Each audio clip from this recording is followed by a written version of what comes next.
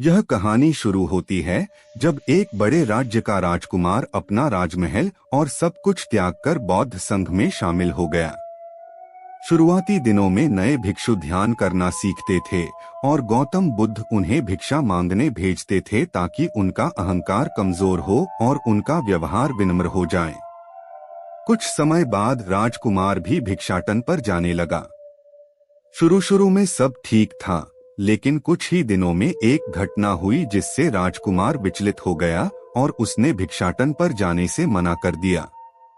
भिक्षाटन का नियम था कि भिक्षु केवल 2 घरों में भिक्षा मांगते और अगर नहीं मिलती तो आश्रम वापस आकर जल ग्रहण करते।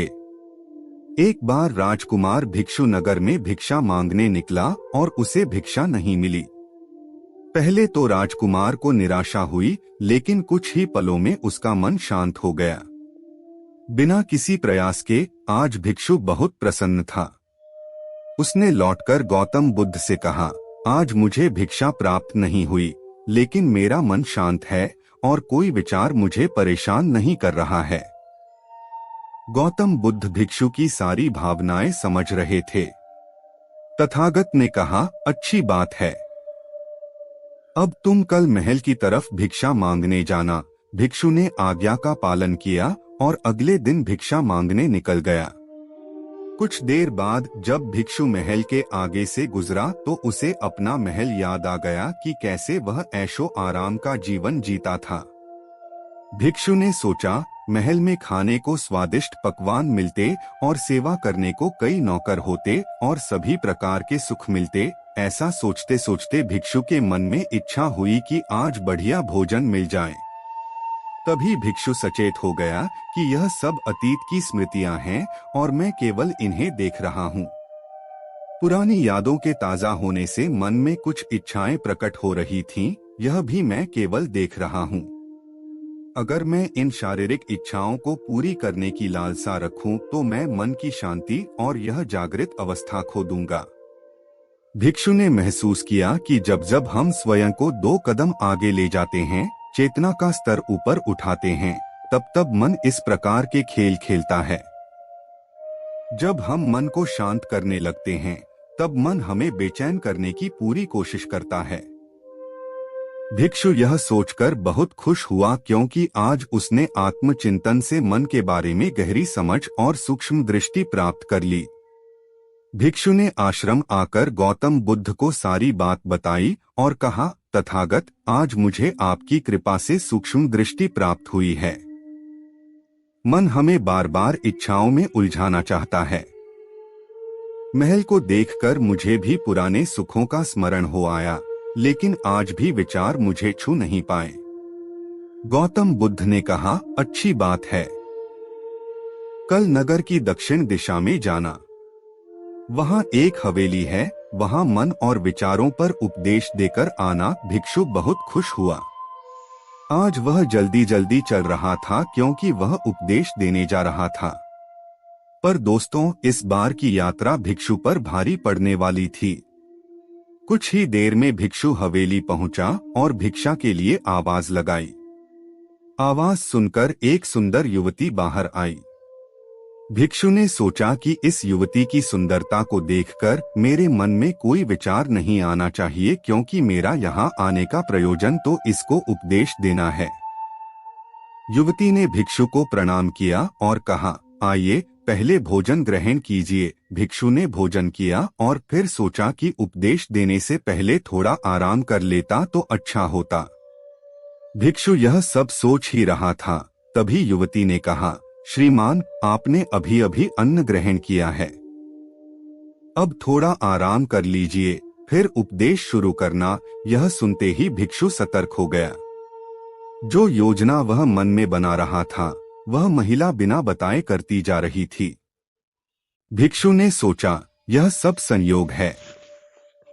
यहाँ लोग भोजन के बाद आराम करते होंगे। फिर भिक्षु आराम करने लेट गया और विचार करने लगा कि महिला कितनी समझदार है और उसकी सुंदरता बेजोड़ है। अगर मैं राजकुमार होता तो ऐसी ही स्त्री के साथ विवाह करता। भिक्षु के मन में ऐसे ही कुछ विचार चल रहे थे। इतने में युवती फिर से आई और बोली, अगर आप राजकुमार होते तो मुझे उपदेश कैसे देते? भिक्षु जी, आप तो मुझे उपदेश देने आए थे ना। युवती का इतना कहते ही भिक्षु को स्पष्ट हो गया कि युवती तो मन पढ़ सकती है। भिक्षु घबरा गया और हाथ जोड़कर पूछा, क्या आप मेरा मन पढ़ सकती हैं? युवती ने कहा, क्षमा कीजिए, ध्यान करते करते मेरा मन शांत हो गया है, इसलिए बड़ी आसानी से मुझे दूसरों के विचार अपने आप महसूस हो जाते हैं, उनकी भावनाएं समझ आ जाती हैं। जब भिक्षु ने यह सुना तो उसके पैरों तले जमीन खिसक गई। बिना कुछ बोले भिक्षु तुरंत आश्रम की ओर चल पड़ा। रास्ते में चलते हुए भिक्षु का दिमाग फटा जा रहा था। उसकी बेचैनी बढ़ गई थी। भिक्षु खुद को कोसने लगा कि मेरे मन में युवती के लिए ऐसे विचार क्यों आ रहे थे। उसने मेरे बारे में क्या सोचा होगा? अगर यह बात लोगों को पता चलेगी तो लोग भिक्षुओं और संघ के बारे में क्या सोचेंगे? आज भिक्षु बहुत लज्जित महसूस कर रहा था और वह थोड़ी ही देर में आश्रम पहुंच गया। जब भिक्षु गौतम बुद्ध के सामने पहुंचा तो तथागत ने देखा कि उसके चेहरे की रौनक जा चुकी है। दोनों कंधे झुके हुए थे। भिक्षु ने बुद्ध से कहा, अब मैं कभी भिक्षा के लिए नहीं जाऊंगा।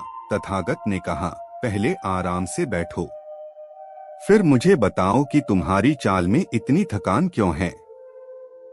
आज तुम्हारे चेहरे पर तेज की जगह गलाने की भावना क्यों है? भिक्षु ने सारी बात बताई और कहा, मैं सब कुछ जानते हुए भी महिला की सुंदरता के बारे में और अन्य चीजों के बारे में सोच रहा था। मैं मन से पूरी तरह हार गया। अब मैं कभी उस दिशा में नहीं जाऊंगा। मैंने बौद्ध संघ का भारी अपमान किया है। गौतम बुद्ध ने कहा, सबसे पहली बात, परेशानी को बढ़ा चढ़ाकर मत सोचो। अगर कुछ बुरा हो जाए तो एकदम से यह मत सोचो कि सब खत्म हो गया। बिना सोचे निष्कर्ष पर मत जाओ। दूसरी बात, ध्यान दो कि कहीं तुम नकारात्मक विचारों के साथ अतिशयोक्ति करने वाले शब्दों का प्रयोग तो नहीं कर रहे, जैसे मैं हमेशा हारता हूँ, जीवन में कुछ नहीं बचा, मैं मन से पूरी तरह हार गया, मेरे साथ कोई नहीं है।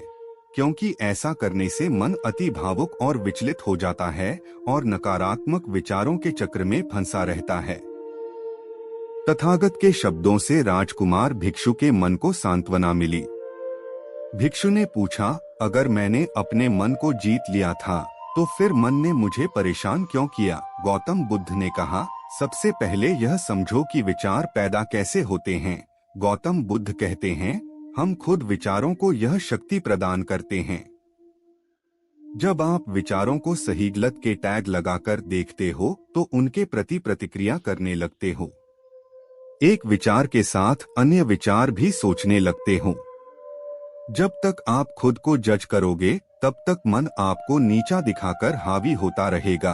भिक्षु ने पूछा, फिर मन शांत कैसे होगा? गौतम बुद्ध ने कहा, अगर विचार हैं तो शरीर में भावना भी महसूस हो रही है, क्योंकि हर विचार भावना के साथ प्रकट होता है। अगर आप अश्लील विचार महसूस कर रहे हो तो इसका मतलब है कि शरीर में एक भावना यानी संवेदनाएं भी महसूस हो रही हैं और फिर आप उसके बारे में सोच रहे हो या प्रतिक्रिया कर रहे हो। और इसी बात में मन को शांत करने का तरीका छुपा है।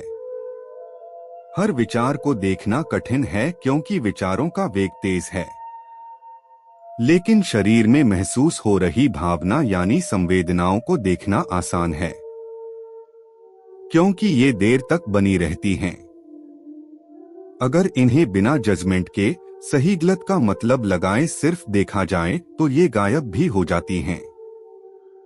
तब मन के पीछे जो शांति है वह प्रकट होती है और उस शांति में एहसास होता है कि मन हमारा कुछ नहीं बिगाड़ सकता।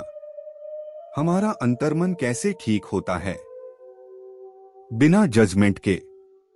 अगर हम किसी भी इंसान, घटना या फिर अपने मन को बिना किसी जजमेंट के देखते हैं तो मन के साथ साथ अंतर्मन भी अपने आप स्वस्थ और शांत होने लगता है। अगर तुमने सिर्फ यह देखा होता कि इस औरत के प्रति विचार केवल मेरे अंतर्मन के प्रतिक्रिया के कारण है और यह मैं केवल देख रहा हूँ, मन में बहुत कुछ चल रहा है, लेकिन मैं सांस के प्रति सचेत हूँ। मैं शरीर में होने वाली प्रतिक्रिया को देख रहा हूँ, तब भी तुम सचेत होकर दृष्टा भाव में लौट आते। मन के पीछे जो शांति है वह हमारी सबसे बड़ी ताकत है। हम बड़ी आसानी से विचारों को शांत कर सकते हैं और एक दिन यह जान सकते हैं कि किसी भी प्रकार का विचार या चिंता असल में इस शांति को पार नहीं कर सकता। हम हमेशा विचारों से अछूते हैं। गौतम बुद्ध कहते हैं, तुम याद रखो, विचार तुमसे हैं, तुम विचारों से नहीं। तुम हमेशा ही अपने विचारों से शक्तिशाली हो, अपने डरों और चिंताओं से शक्तिशाली हो। अब तुम अगले 7 दिन उस युवती के घर भिक्षा मांगने जाओगे और ध्यान रखना, अपने विचारों को जज मत करना। अच्छे बुरे विचार केवल तुम्हारा दरवाजा खटखटाते हैं। तुम केवल इतना याद रखना कि तुम वह शांति हो जिसमें सब प्रकट हो रहा है। अगले दिन भिक्षु पूरे मार्ग जागृत होकर चला। महिला के घर जाने से पहले थोड़ी घबराहट हुई, लेकिन भिक्षु दृष्टा भाव में बना रहा। विचारों को, शरीर में उठ रही भावनाओं को, डरों को, गिल्ट को, सबको बस देखता रहा। जब वापस लौटा तो वह पूरी तरह शांत था। आज उसमें मैंने मन को जीत लिया है, यह अहंकार भी नहीं था। आज उसने सही मायनों में मन को पार कर लिया था।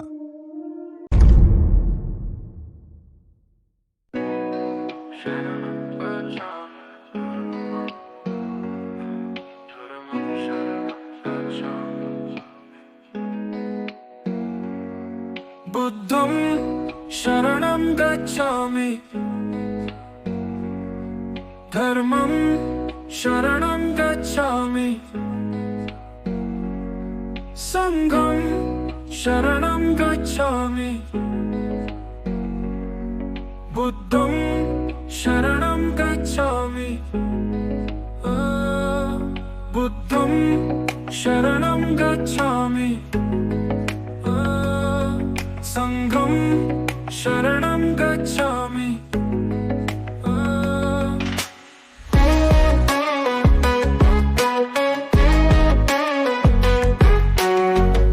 सभी कहानियाँ देखने के लिए कृपया हमारे चैनल को लाइक, शेयर और सब्सक्राइब जरूर करें।